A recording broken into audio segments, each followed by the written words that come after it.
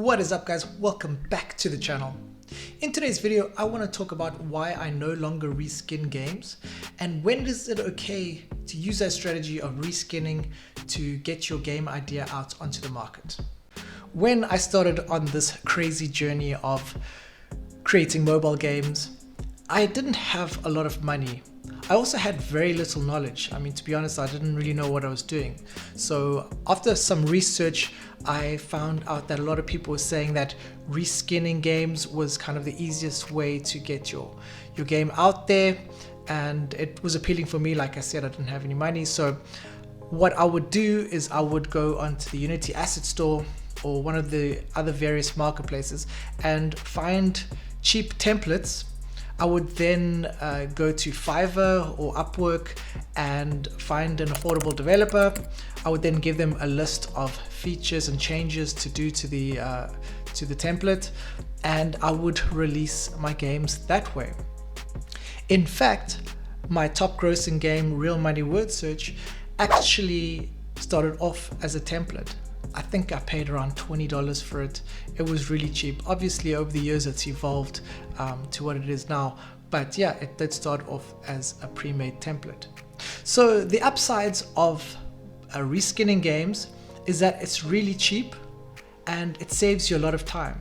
When you first start off at something like game development, there is a really big learning curve and you are going to make a lot of mistakes. So my advice would be, if you're just starting out, use the templates, reskin them.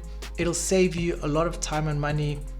Otherwise, if you had to hire a professional team and put everything into one game that may or may not work out, it's kind of a big gamble. So with me, I took the more calculated risk approach where I figured like, hey, let me not spend a ton of money in the beginning just to see what works and test the waters. And then as my knowledge got higher and higher, so did the games I started to produce. I would hire better developers. I also would have them make the games from scratch. And so where I am right now in my game dev journey is I'm a lot more serious about making amazing games to create an awesome experience for the players. So I no longer reskin templates, and I just hire teams to actually build the games from the ground up, which in my opinion, if you can afford it and you're at that level, it is way more beneficial to have a game built from scratch, just simply because in my experience with the templates, a lot of them are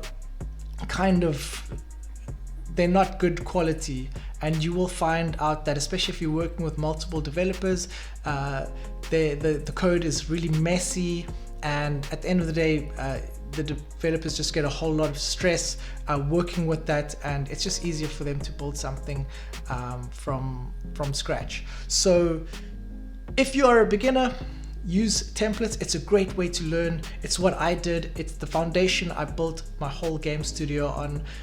The lessons that you learn are not as harsh if one of your games fails and you haven't spent a lot of money on it, it's not going to crush you. So now I'm in a better position where I'm able to hire better teams and like I said, build the games from the ground up, which is where ultimately you want to aim as a game developer, or maybe you're starting out your studio, so that's where you want to head in that direction. Remember, I'm also coming from a non-technical background, so I don't know how to program my own games, and templates were just an easy way for me to start, to see kind of like a preview of what the game could ultimately look like when it's finished. If you are a game developer and you know how to code, that is amazing. Keep sticking with that, keep learning, keep perfecting your craft, and you will see success through that route. So everyone, it's apples and oranges. It just depends where you are, what are your skill sets, how much money you have in the bank, and all that stuff. So I hope you guys enjoyed that video. If you did, please, you know the drill, smash that like button. It gives me motivation to keep producing videos like this for you guys. And subscribe if you want to see more content like this. I'll see you on the next one. Stay safe and peace out.